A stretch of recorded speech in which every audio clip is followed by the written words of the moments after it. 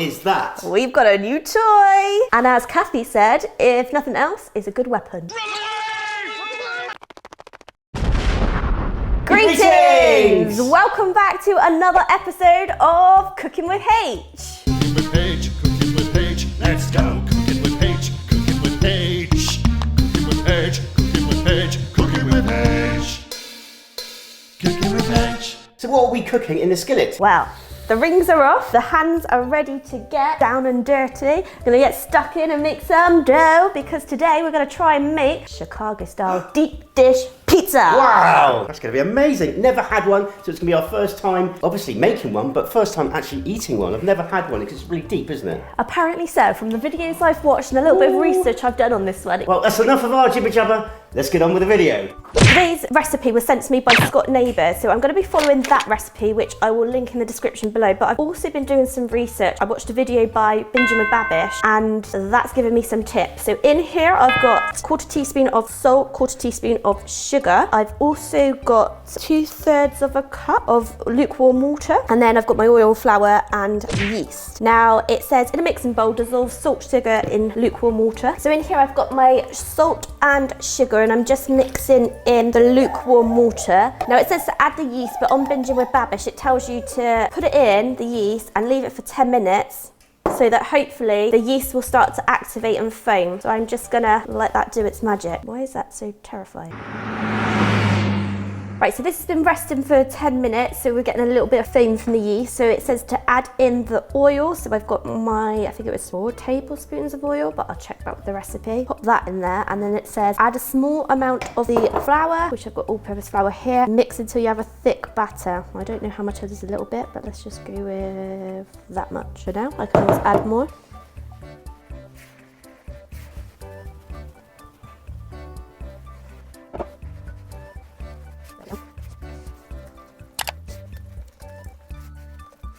Right, it's a bit lumpy, but it says not to over mix it or knead it. So it says to add the rest of the flour and knead and mix until combined, and then knead the dough into a smooth ball. Then stop. Hammer time. If, like me, you're up to a challenge, then we challenge you to subscribe to the channel and join us on this adventure to learn all things about the USA. Subscribe to Mr. H, friends. Now! Do it now! I might just go in with the hands. Apparently, if you put oil on your hands, it stops it from sticking too much, but I forgot about that.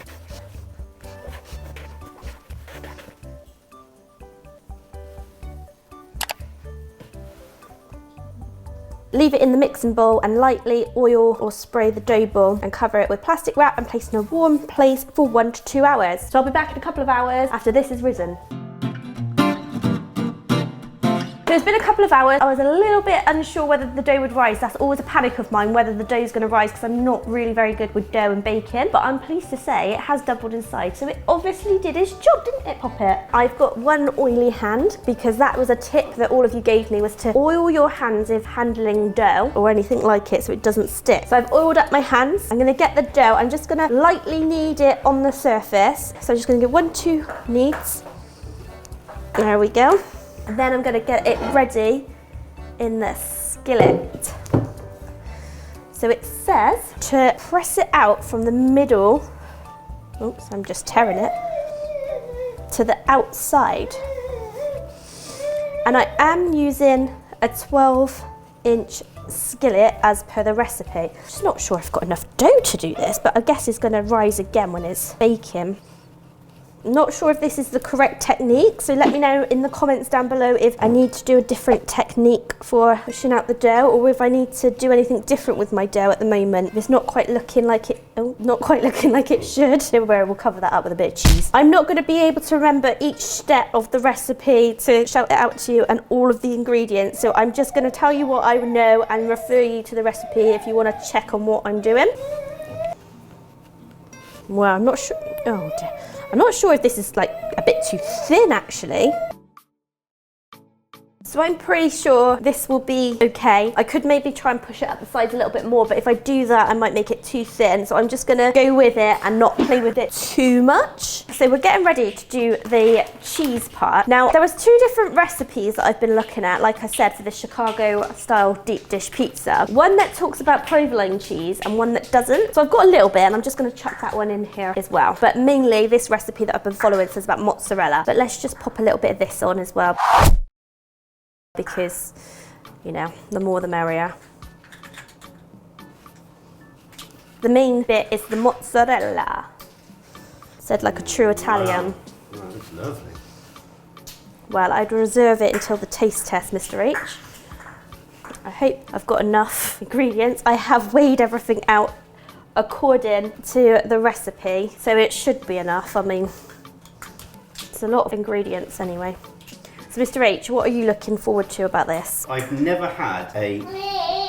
One of those? I've never had a deep pan pizza. Never. I'm going to be honest. I do normally prefer a thin pizza. As do I, yeah. I'm sure I'm going to love it. I just feel like I've not got enough mozzarella. It does say to squash the mozzarella down into the pan. So by doing that, I'm sure I'm going to cover it, because you're meant to have this overlapping webbing of cheese. I know this is the first attempt. It's probably not going to be perfect or even as good as it should be. Yeah, just a reminder, this isn't a cooking channel as such. We're just on a mission to learn as much as we can about the US of A, and some of that pertains to food. Oh, pertains. Hey, Lawrence. And I know what you're thinking. Ooh, Lawrence. Okay, so that's that.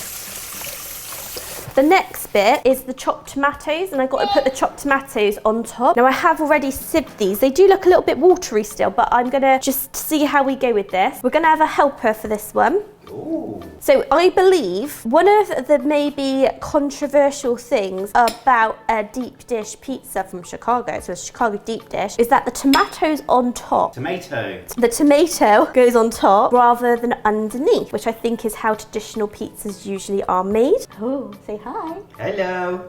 Say hello to all the subscribers. So don't forget to drop a like and subscribe for this. Yep. So another bone of contention apparently is that the tomato is not actually cooked. So it cooks in the oven rather than making a sauce that on the hob or something can cook in it first and then using that. So I don't know how that's going to go as well. I did toy with the idea of cooking it first because Binging with Babish did that, but then I thought, no, I'm going to try and follow this other recipe. So we're just going with it. This recipe is from, is it Scott Neighbours? Scott Neighbours sent me this recipe. He challenged me to actually do this. Legend, Scott. Yes, so this is my challenge from you, Scott. Now, of course, you can add sausage, Italian sausage, other little bits and pieces to this as well, but we're just going to go for the cheese and tomato version because we're just going to keep it simple for this one. Okay, so you can add like Italian sausage or other meats, other vegetables apparently to this, but we're just going to keep it simple and just do a cheese and tomato one for now. Basil or oregano, Mr. H, or a twist of the two? Twist of the two. If you would like to see us do this again, but maybe with sausage or some other kind of ingredients, let us know in the comments below. We would love to hear from you and your thoughts on this video. And if you've got any other ideas of things that we should try cooking, let us know down in the comments as well. Because we bloody love food. We do. Don't we? We do. Yeah, look, there's camera. Now I'm just gonna sprinkle the basil. I said basil. Basil. And we say oregano, but I think you say something a little bit different. So for Let us know in the comments below what you say. for the British viewers, basil.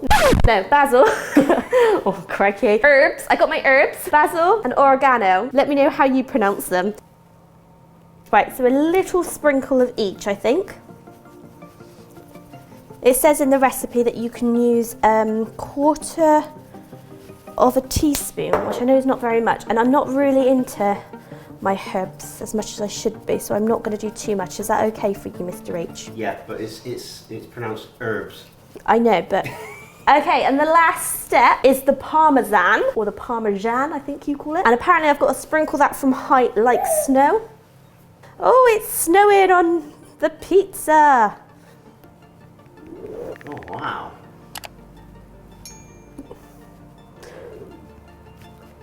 I know actually, We forgot, Lawrence lives in Chicago. Lawrence, if you ever do watch our videos, then can you comment and let us know if you like Chicago-style deep dish pizzas? And we do have a couple of subscribers that are from Chicago, but big shout out to Tonya Elkins. If you've not actually checked out her channel, check it out as well and give her a little subscribe as well. She's from Chicago. So, that's enough of my shout outs. Apparently this has got to go into the oven for 35 minutes. I've preheated the oven, so I'm going to pop it in now.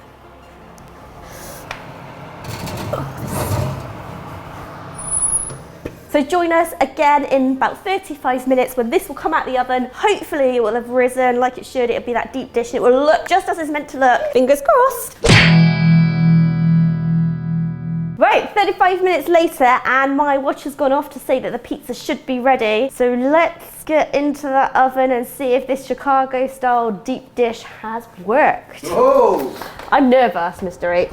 Very nervous. I'm hungry. It's hot. Oh my days! Mamma mia! Oh, okay. Wowza! It is a little bit jiggly. Jiggly? Well, look, jiggly. Oh yeah. I reckon it's done though. I think any longer and this bit would be ruined. It's risen like I thought it wouldn't.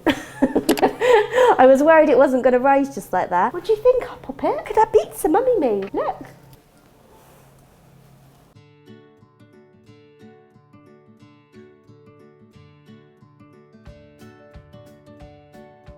It smells amazing. It does smell really good. When it was cooking, it smelled good. All right, I'm going to attempt to cut this bad boy. Oh, it's quite sloppy actually. I don't know if it's too sloppy.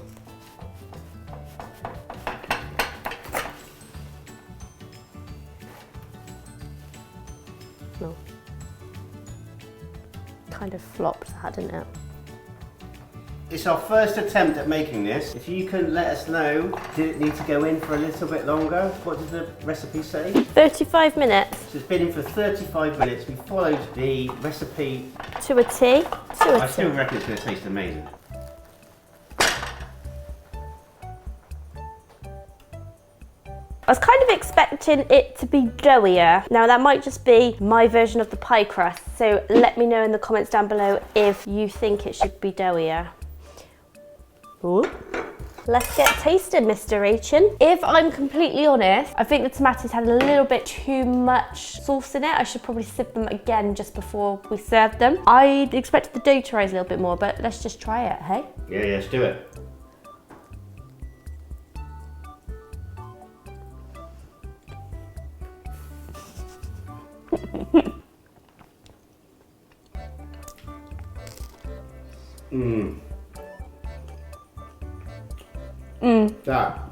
That's the best margherita pizza I've ever had. It's not quite how I hoped it to be in terms of thickness. If I'm completely honest, I was a little bit disappointed once it settled, but it tastes bloody lovely. It tastes really good. I thought we were going to be saving this, but I reckon we'll be eating this all tonight. I'm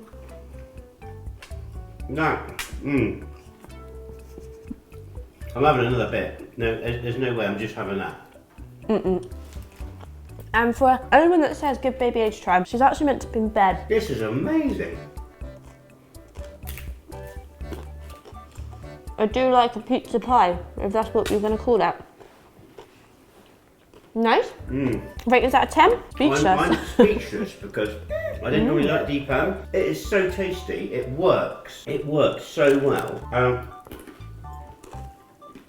That is amazing. I'm gonna give that a 9.5 out of 10. That is there with Reese's. Wow.